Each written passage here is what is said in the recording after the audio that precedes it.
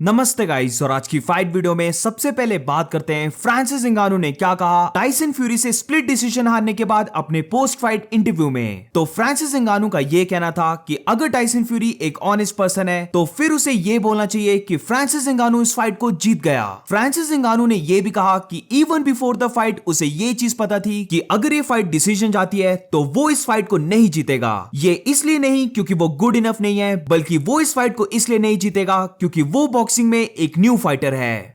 When that fight was over, who did you feel had won? And if he's being honest, who do you think he would say?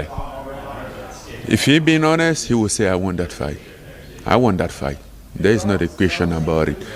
But, and even before getting here, I know like if this fight get to decision, I'm not winning. Not because I didn't do good, because I'm a new guy in the house. I come here and I just want to, kick into people's business. I know they need. I know that I did everything that I could have done. I did my best. Maybe next time I should just do better to convince people more. इसी के साथ Francis इंगानू ने tweet भी किया, जिधर Francis इंगानू का यह कहना था कि टाइसन फ्यूरी को उन दो जजेस को थैंक यू बोलने की जरूरत है क्योंकि वो इस फाइट को नहीं जीता। अब क्योंकि ये फाइट एक स्प्लिट डिसीजन थी, बहुत ही ज्यादा लोग ये मानते हैं कि फ्रांसिस इंगानू इस फाइट को जीत गया और ये एक रॉबरी थी। अभी स्क्रीन पे तुम देख सकते हो कि ऑलमोस्ट हर एक एमएमए फाइटर यही मानता है कि फ्रांसिस इंगानू ने टाइसन फ्यूरी को बीट कर दिया और ये एक रॉबरी थी। इवन एडी हर्न ने भी ये बोल दिया कि उसे लगता है कि टाइसन फ्यूरी इस फाइट को हार गया और फ्रांसिस इंगानू इस फाइट को जीत गया। I'm absolutely lost for words. I mean, Francis Ngannou has never boxed before. And fair play to him. I mean, I didn't think he was overly impressive, but Tyson Fury looked like he's never laced up a pair of gloves before. Got dropped in, was it the third round? Never threw a punch. Ngannou never threw a punch after. I thought Ngannou won by 2 rounds. The boxing world's gone mad. I mean, please, forget Fury Usyk. No one's interested. Or rematch Ngannou. Because the guy just deserves to have had one of the greatest wins. I mean, I don't know what I was watching. I don't know what Tyson Fury was doing. I'm still completely lost for words.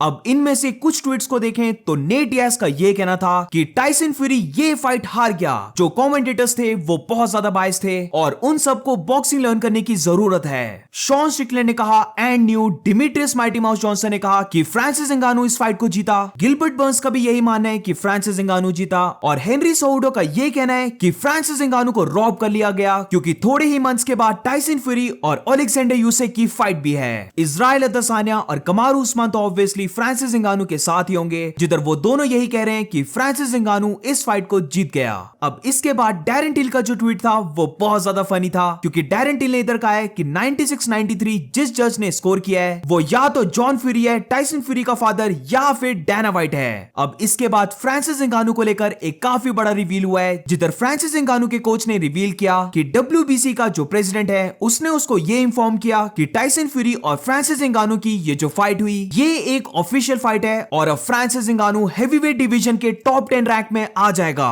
अब इसी की वजह से Francis इंगानू के options बहुत ज्यादा increase हो जाते हैं, जिधर या तो फिर उसकी रीमैच फाइट हो सकती है टाइसन फ्यूरी के साथ, या फिर वो एंथनी जोशुआ या फिर डियोंटे वाइल्डर के साथ भी फाइट कर सकता है। इमेजिन करो डियोंटे वाइल्डर वर्सेस फ्रांसिस इंगानू की फाइट। दोनों फाइटर्स नॉकआउट आर्टिस्ट हैं, तो ये फाइट मेरी ओपिनियन में टाइसन फ्यूरी की फाइट से भी ज्यादा एक्साइटिंग फाइट होगी। अब इसके बाद बात करते हैं टाइसन फ्यूरी और फ्रांसिस इंगानू ने इस बॉक्सिंग फाइट से कितने मनी अर्न किए। ये जो नंबर तुम्हें अभी शो होंगे ये सिर्फ फाइट मनी है, जिसका मतलब ये है कि जो स्पॉन्सर्स का मनी होता है वो अलग से काउंट होगा। तो इस बॉक्सिंग फाइट से टाइसन फ्यूरी ने अर्न किए $50 million.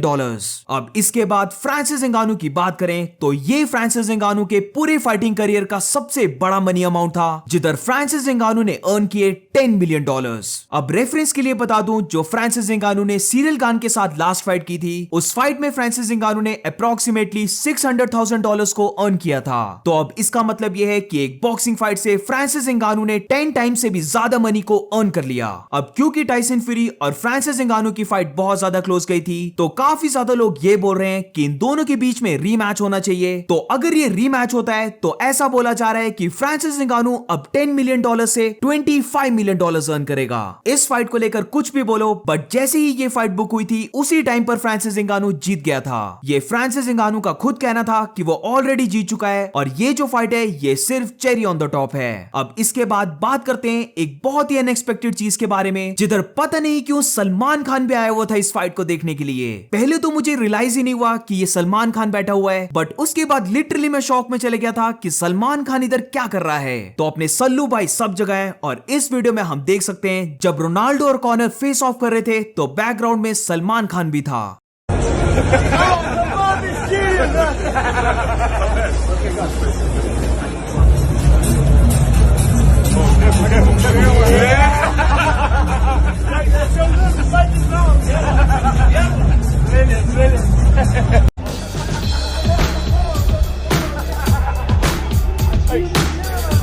How you doing, my friend?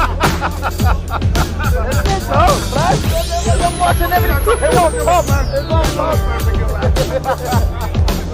Defense. It's not defense. Defender of all time.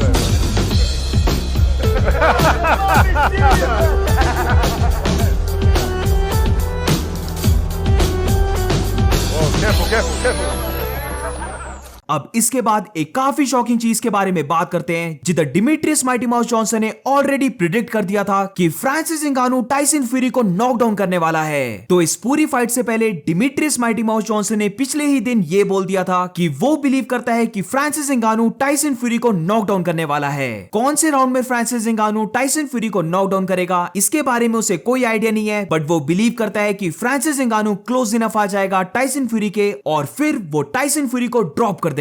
तो डिमिट्रियस जॉनसन को मिस्टिक मैक बोलो या फिर द गोट बोलो, डिमिट्रियस माइटी माउस जॉनसन ने ये चीज बहुत ही अच्छे से प्रिडिक्ट कर ली। किसी ने भी नहीं सोचा था कि ये फाइट इतनी क्लोज जाने वाली है, लेट अलोन कि फ्रांसिस इंगानू टाइसन फ्यूरी को नॉकडाउन करेगा। So that's it for today guys. इस पूरी वीडियो का यही मकसद था कि फ्रांसिस इंगानू की सारी चीजों को कवर कर लिया जाए, क्योंकि लिटरली उसने वर्ल्ड को शॉक कर दिया है। सो इस वीडियो में बस इतना ही। अगर आपको वीडियो अच्छी लगी हो तो please make sure to like subscribe. मिलते हैं नेक्स्ट वीडियो में।